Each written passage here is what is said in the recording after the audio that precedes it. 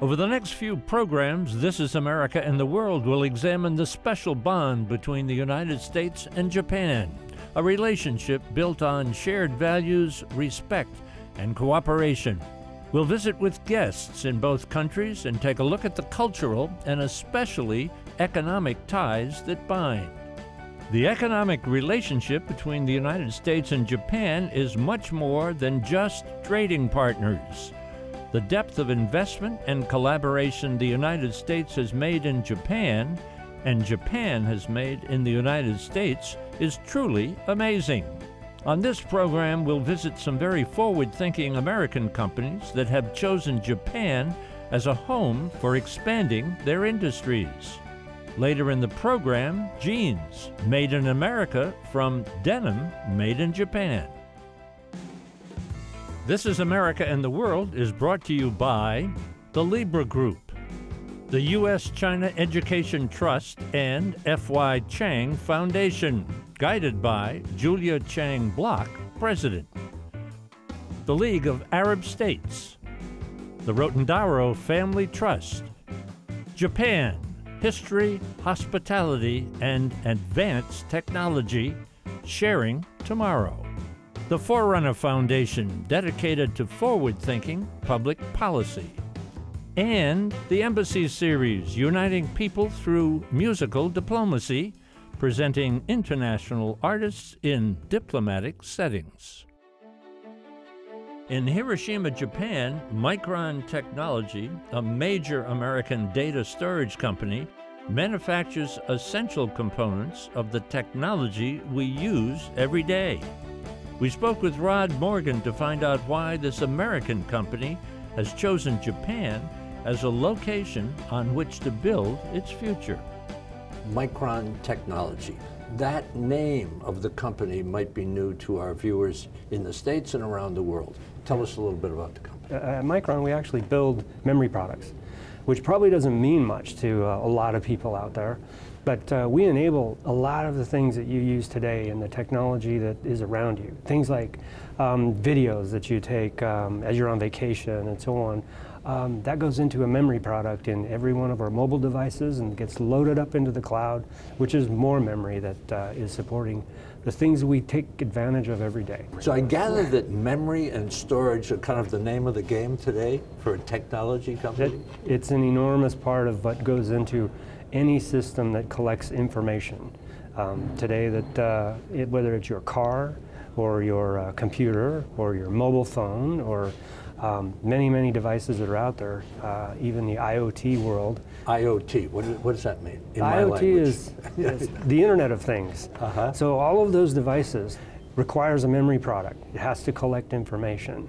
And we work with many companies out there in the world in order to enable you to have a better experience as you go through the things that you interact with technology with. Now, what exactly happens here? This is a huge complex out in rural, I would say, rural Japan, huh? Yes. We have, well, building a semiconductor device is very complicated. It's built on what's called a silicon wafer.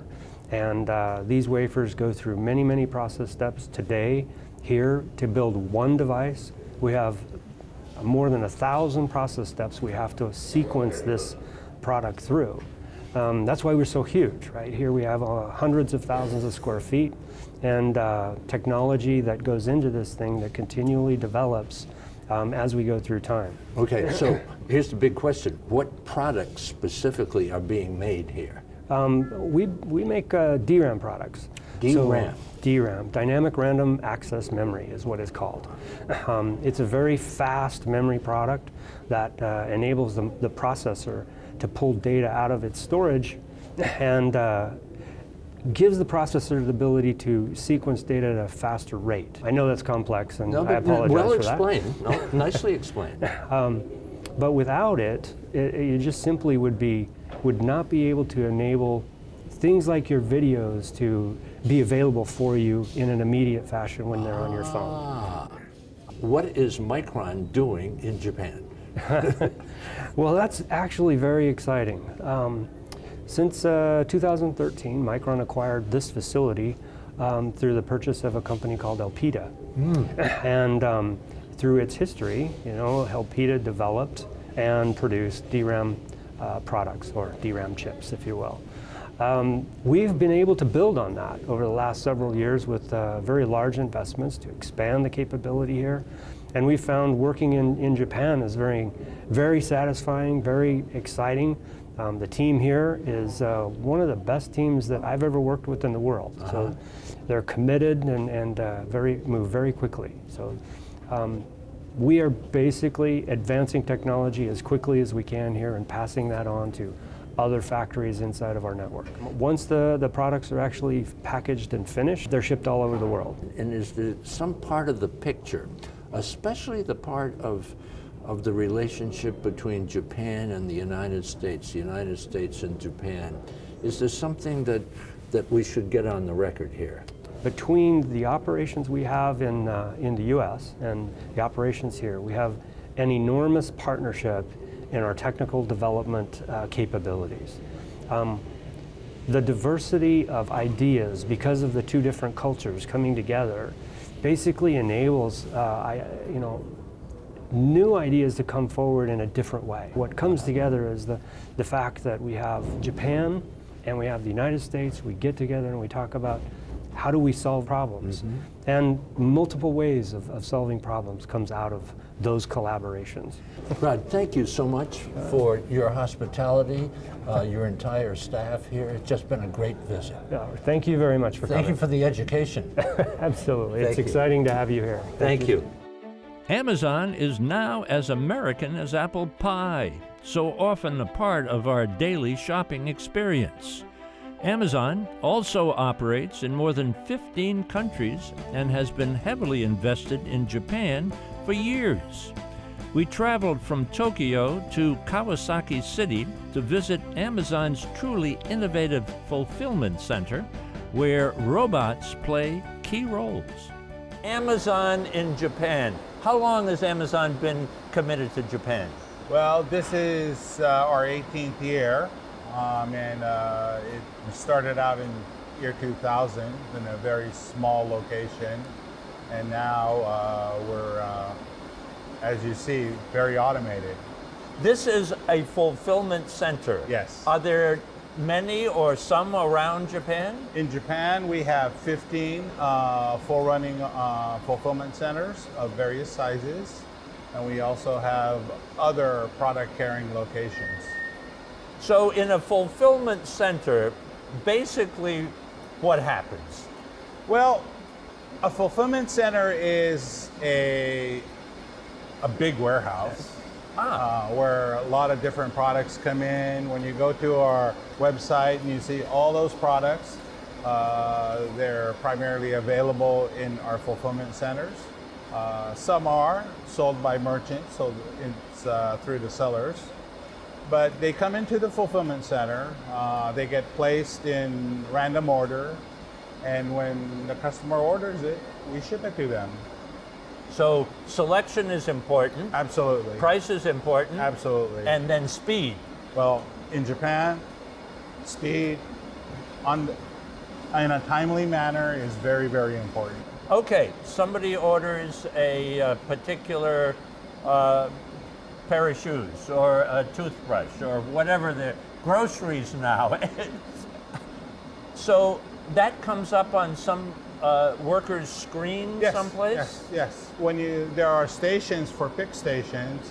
So the order comes through and the system will process the order, and then the worker at the station, the associate at the station, will be told what to pick from the pod. Oh, so the pod will come The pod will come to him. To him or her, right? Okay. And then it will tell them where to pick.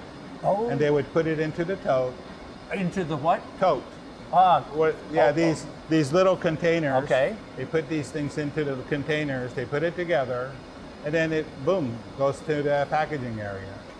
And where's the packaging area? Downstairs. And how do they get from one floor to the other? Elevators.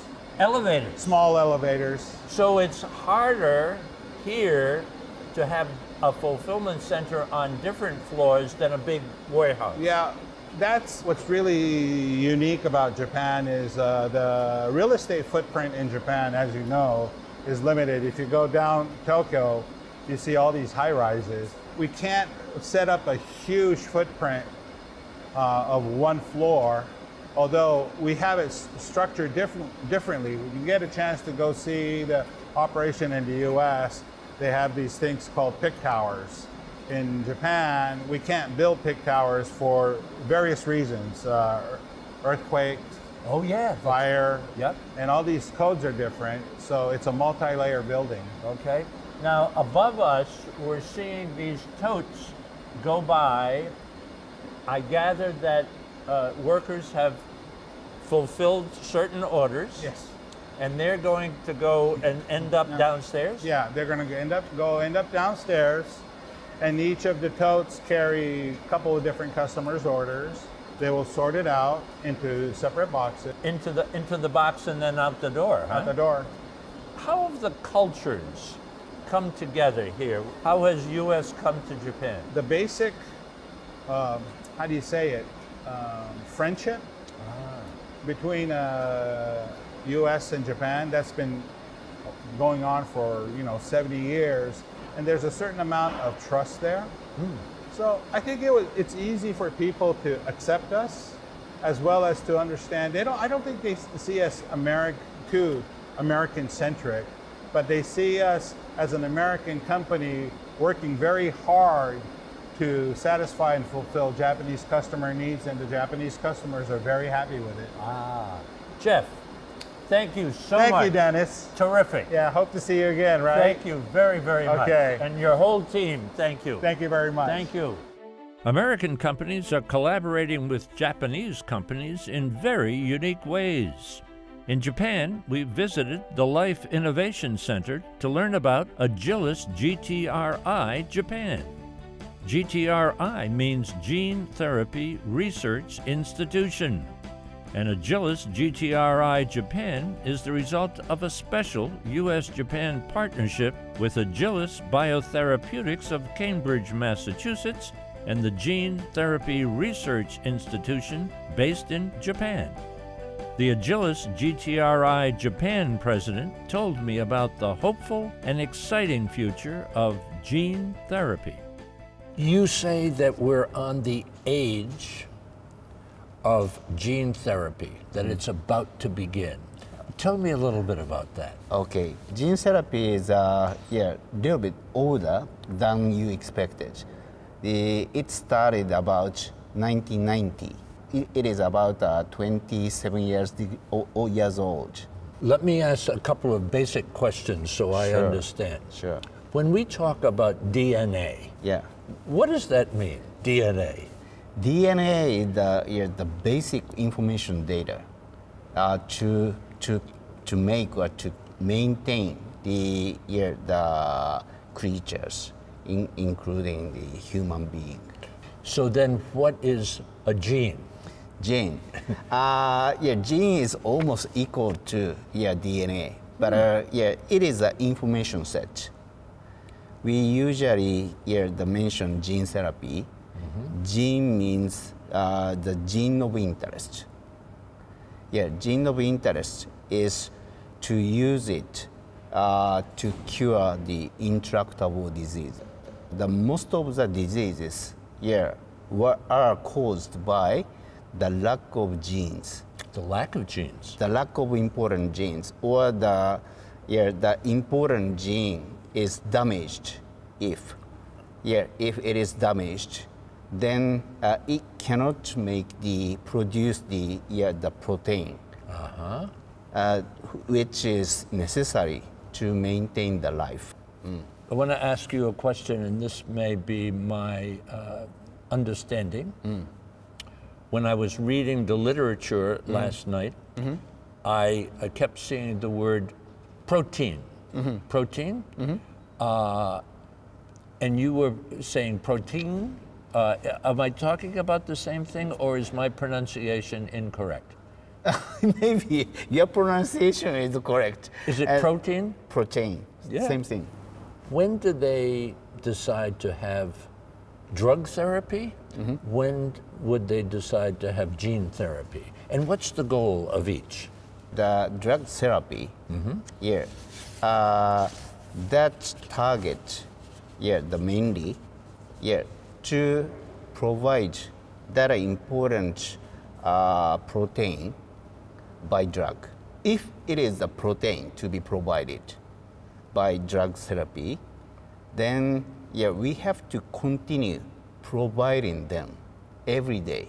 But in case of gene therapy, yeah, the ones gene which can produce that protein. Yeah, if we introduce that gene into the for example nervous cell, then that nervous cell produce every day or every hours, every minute, yeah, that produce that necessary protein.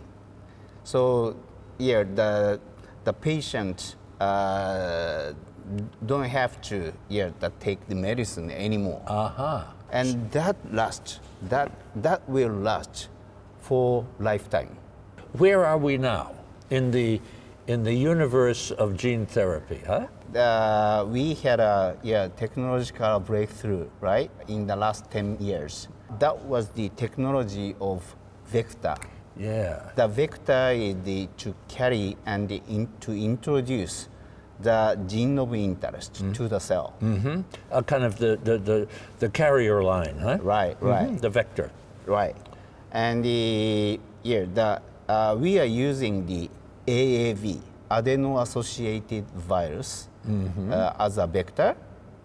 And that is non-pathogenic, and quite safe, and there's no adverse effect. How did Cambridge, Massachusetts, and Tokyo in Japan come together in a joint venture? At this moment, still, we have some programs targeting each particular diseases. The first collaboration field is research, R&D, but the other one is to manufacture the GMP grade AAV vector in Japan. According to Cambridge, it is also the good reason why they came to Japan. That was the research grant, from the government, Japanese government, to accelerate these kind of collaboration, cross-border collaboration between the United States and Japan. The U.S. company and Japanese company, get together and in a joint manner, then we can produce the very innovative gene therapy. Thank you so much. With pleasure. What a wonderful conversation and education. Thank you very much. Yeah, with pleasure. Thank you. Thank you. Denim is a cornerstone of American style, and many of America's top brands use denim made by a Japanese family business that has been in business for more than 100 years. This is a very special place. Tell me what's happening in this plant. We Kaihara making denim fabric here in Japan, and this procedure is for dyeing. Dyeing section, indigo dyeing. Is indigo color or a kind of dye, or how does that work? Indigo color. It's color. Yes. So it's the color of the fabric. Yes, huh? That's right. But that goes back to way yes, back. That's right. Right? That's right. But you have made it a specialty here. So dyeing is just part of the process. Yes. So when you say denim, people think of jeans. Jeans, I see. Tell me a little bit about jeans and how we end up here in Japan. Actually, like a fashion book says, denim means jeans, yes. But we're like a fabric maker, textile maker. We call us denim is a fabric, textile. And the jeans means garments. Where does the fabric come from? How does that get made? The fabric, yes, actually we are making, but there is a we doing spinning, dyeing, weaving, and fabric finishing. Spinning, we need a raw material, which is a cotton. Cotton, half of the raw material from USA to Japan. Then we make a yarn here. Then here we are indigo dyeing here, weaving and fabric finishing. And we ship out the fabric. So where does the fabric go to? Oh, fabrics goes to many places, like Japan domestically, China sewing factory, USA also sewing. There is a sewing factory too. So cotton coming from the United States, yes, worked on here, here, and then the fabric is sent back. yes, that's right. Where are the jeans made? Jeans, so which is the sewing factory means here Japan or China or USA, yes. There is a many place to make a jeans, yes. So jeans can be men or women, right? Yes, both. Of yeah. course. But when you go back in history, does jeans start in the United States? Yes, yeah. Actually, the jeans born in the United States, American culture, I believe it. Uh-huh. But around 1970, we started the denim business. Those days, Japanese younger kids, younger people, looking for American culture. They very easy to accept America. So people looking for denim fabric here in Japan. That's why we started making here. Ah, it came from the United States. Now Japan, back to the United States. So there's a cultural connection and there's an economic connection between the two, huh? Yeah, I believe, the car industry here, Japan, starting the car here taught by American Ford. Then some big player moved to US or shipping the car from Japan to US because the American people accept it because of the quality, because of the honesty, because of the trust. Maybe those things is we need also, whatever the product is different, we are supplying denim fabric, but we shipping denim fabric to US together with quality or trust, those things together with to US. So there's a similarity between auto or cars and the denim, huh? I believe so. Ah, so honesty, equality, and trust. Yes. Built into the fabric. Fabrics that you make here, what are some of the brands in the United States that would use your fabrics? Oh, I see. There is a Gap brands, Banana Republic, J. Crew, AG, Citizen of Humanity, or so-and-so, or Ralph Lauren, or so-and-so. Ralph Lauren as yes, well. Yeah. So we think Banana Republic, Gap, Lee, J. Crew. J. Crew? My word. Yeah, and also I forgot it, a very important customer, which is Levi's, yes. Levi's himself? Yeah. That's the name of the game, right? Hi. Thank you so much. Thank you so much. Thank you.